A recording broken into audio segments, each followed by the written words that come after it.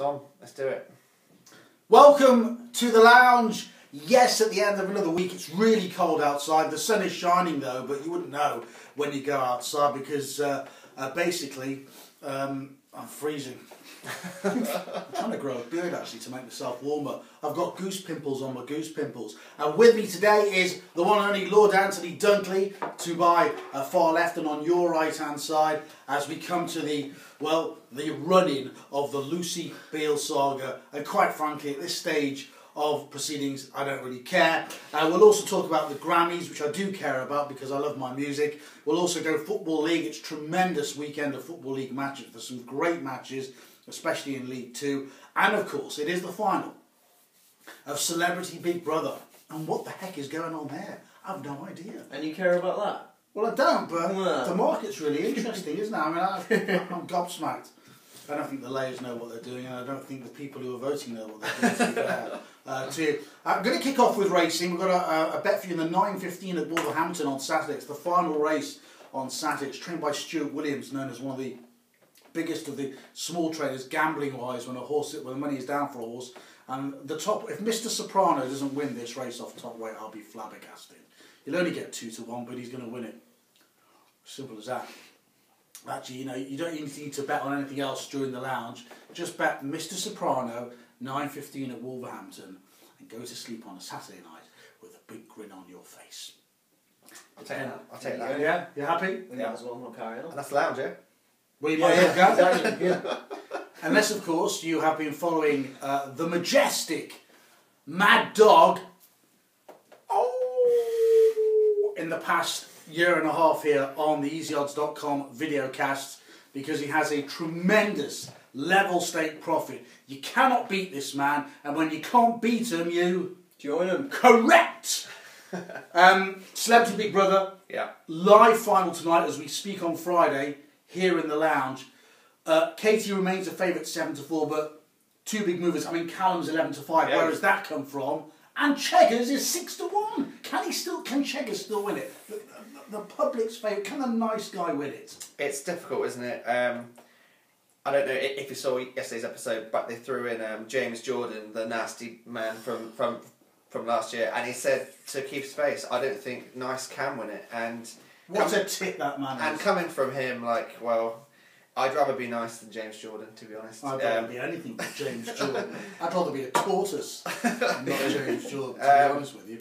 But it's been a strange old series, just like past years where people have kind of redeemed themselves, I guess, in the past, with the likes of Helen, who was pretty horrible and won, Jim Davison, who was known for being horrible, but was okay in the house and won. Katie Hopkins is funny. She's a funny woman, but she's not a nice person. She constantly tries to get people into arguments to show their real selves, and then she'll say, "Ha, see, you're just like me. You're just as antagonising as me." And it's like, no, I'm just reacting to how antagonistic you are. Yeah. And then she throws it back in their face. And it seems to have worked an absolute diamond, because it worked even with Katie Price yesterday for the first time. She's been digging away at Katie Price for about 2 weeks about being boring.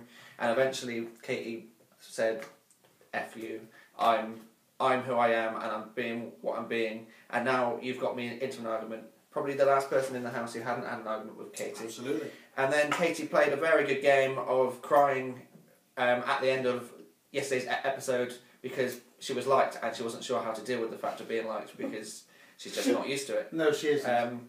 And I think that it's a very good game that she's played, and I think it is a game that she has played, and it's worked, because she's 13-8 favourite to win, and I think she will actually win this show now. Which it's a shame in a way, because we've had two winners in the past year who have won in very similar ways. Callum, though, is the cool, laid-back, nice guy to be the yin of her yang. Is he the knight in shining armour that's come along at last, possibly to save us from this horrible donkey-looking woman? I actually think his explosive argument with Perez worked really well. Perez, that's a ridiculous name to start with. Perez was just as, and probably more, antagonising than Katie. He was very annoying, and Callum dealt with him really well in most of their arguments. And after that big argument, he shortened quite drastically, and now he's at 11-5. I think he is the main contender to take the crown off of Katie. And my two tips, Keith and Michelle, have both drifted now. Michelle's at 14-1, who was a big, strong personality at the start, and then became Katie's lackey, unfortunately, even mirroring her antics and her sayings come the end of it, which is quite impressive. She needs a real slap, doesn't she? She does. She needs to be told, do you know what, you've been duped by Katie Hopkins, but it's happened now, and it's too late, and she's at 14-1, and that's the reason why. So I would, if you haven't placed a bet yet, I would back Katie or Callum to win, and unfortunately my bets at anti-post look like they are duds. But you know. It happens to the best of us, and you are the best.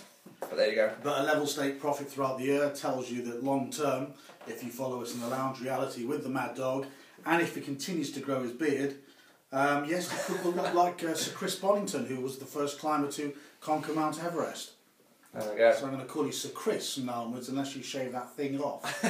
Well, if it stops me walking up Everest, then yes, I will. Okay. Let's go to Dunkers, the good Lord, on the far side of me, who's been a really good nick, actually. If you listen to PJ and Dunkley, as we look forward to the weekend on our video cast for Newbury, I think we're going to come up with a couple of gems this weekend. I'm very strong about one horse, and now Anthony's got a strong viewpoint about a couple of the big races, so do tune into that in all seriousness if you take your horse racing betting seriously. Dunkers, the Grammys, always very interesting, always worth millions to any group or individual that wins it if they're not already highbrow already. This is something within the industry. Is this the most sort of authentic of all the musical awards throughout the year? Yeah, I'd say so. Yeah. It's Most revered. Yeah, definitely. The Brits doesn't hold a candle to it. The American Music Awards they're just a bit of a joke because that particular network, I think it's CBS, doesn't have the Grammys. That's why they have that alternate event. Right. So the Grammys is basically, I would say, the Oscars of the music world. Yeah. And I'm going with, well, it's two picks. It's the same song. It's for Record of the Year, which is for songwriters. Stay With Me by Sam Smith. Or whoever actually wrote the song. I think he wrote part of it, but his songwriters... Can I actually ask, will Tom Petty be on stage for this after the court proceedings? He's actually done that to a few people now, and I think it's starting to come across a little bit of John Terry. Yeah, he's John Terry, the songs, isn't he? He probably won't be on stage, but he's gonna, if they win, he's gonna make so much money off his cut of that song. It's just that, I don't know if you've heard "Stay With Me, Paul" if you're a Sam Smith fan, but it was the Sam biggest... Smith's come from nowhere, absolutely unbelievable. Yeah, rise to fame. He's the right people around him. Yeah. He's knew exactly how to crack America, and is reaping the rewards. He's favourite for, or in the top 2 for 6 of the betting markets. Wow. For all 6 of the betting markets, actually.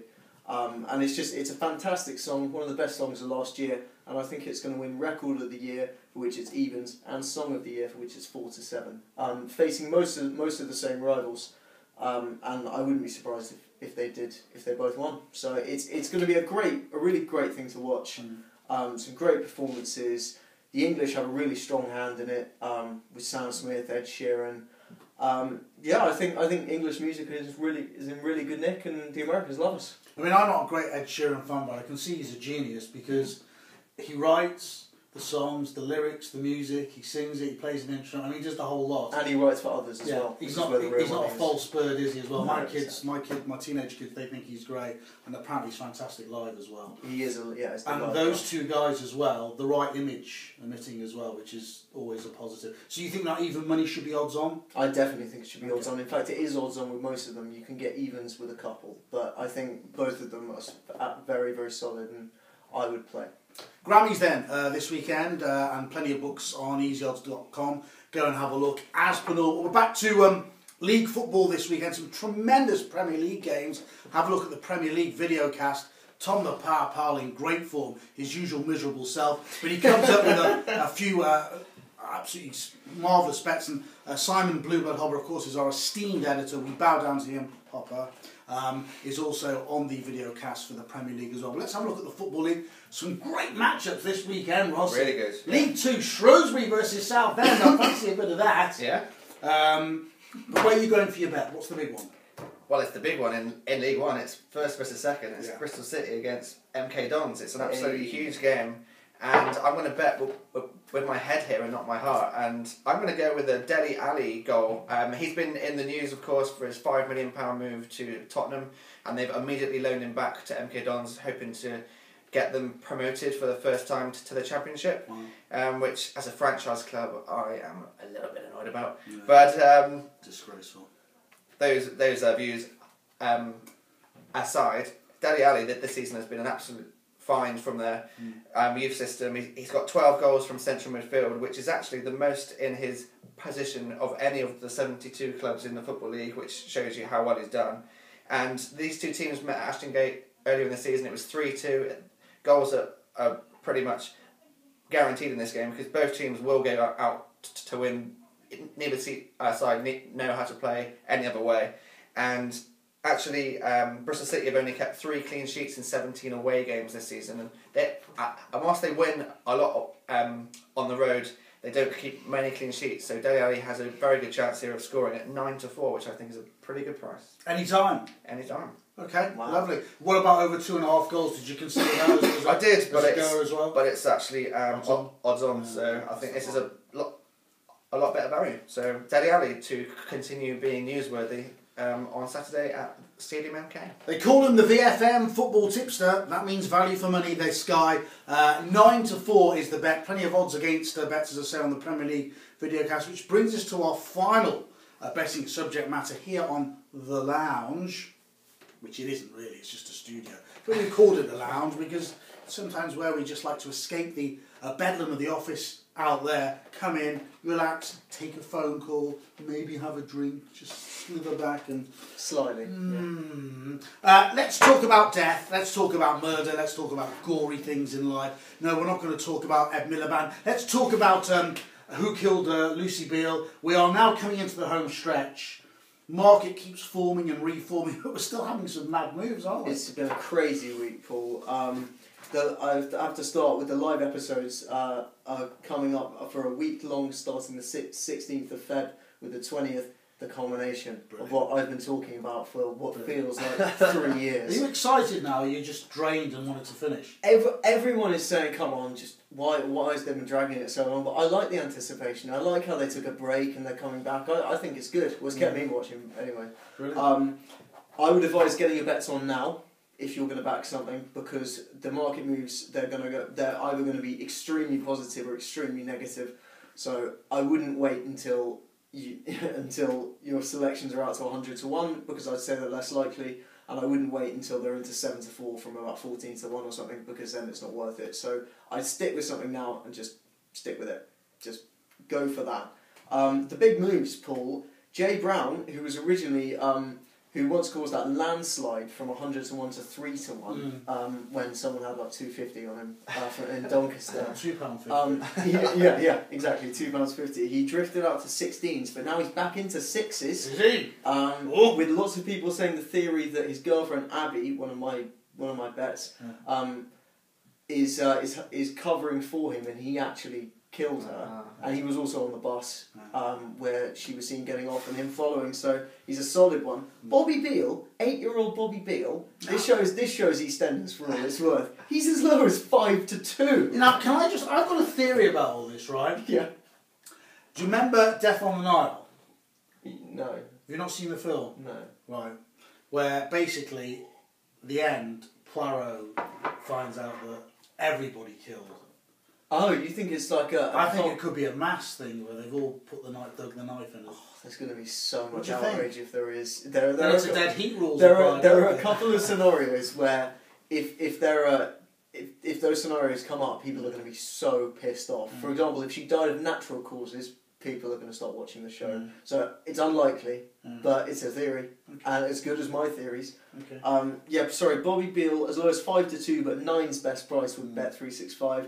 Sharon Mitchell was 25s, now as low as 5 to 1, 7 to 1 best price with Bet365. And of course, to remind you again, my tips, Abby Branning tipped up at 6 to 1, is now as low as 11 to 4, 4 to 1 best price with Paddy Power. I would get on her, I would say. Ian Beale, who doesn't love him? Well, maybe not. Maybe not his family after they found out he murdered his own daughter. He's 14s now, he's drifted out a bit because he hasn't really been featured. but it is all going to culminate on his wedding day. Right. So something's going to happen when they say in the wedding, isn't it? Anybody have any sort of someone will burst in and go, "Yes, you killed him," and then there'll be a big fight. Yeah, that's it. Yeah. And of course, Lauren Branning, who is, well, it's unlikely at the moment because she is now the catalyst for all of this kicking off. She has just found out who's killed Lucy, and she's about to confide in various people. And this is from a piece of evidence she found on her kitchen floor. So it's all kicking off, Paul. I'm excited. You should be excited. I know Ross is vaguely interested. I'll tell you what, I will watch the live one, and I'll want a rundown of who's who from Anthony. Yeah, definitely. We're going to have a little Eastenders 101 in the conference room. I'd rather watch two marshmallows crawling up a wall and bet 5 to 6 each. You can bet on that in Beijing. Yeah, okay. Brilliant stuff as always. From Dunkers. Lord Dunkley, where are you going this weekend? What are you doing? This weekend, well, it's Six Nations, isn't it? Six Nations. And the Betfair Hurdle. So Friday, tonight, you'll be watching at home with your family? I will. Bit of Six Nations with your brother and, Yep. A few, And what are you doing, this weekend?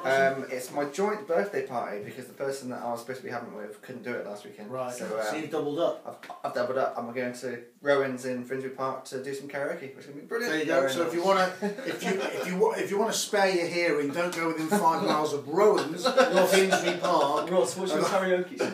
What's my karaoke song? Yeah. It's usually SOS. Oh, by ABBA. Yeah. Well, yeah, great song. Who would have guessed it? Who would have? What's your karaoke song? I don't have one. I haven't done karaoke. I don't think I've ever done karaoke. Right. Actually, no. It's Paolo Nutini, 10 out of 10. Okay, brilliant. There you go. There you go. That's the lounge. Shorter than mine. Done for another week. Happy birthday again. Like the Queenie has 2 in a year. To Rossi and Dunkers. Thank you, sir. And have a safe weekend and a profitable one as well. We'll be back next week. Can be sure.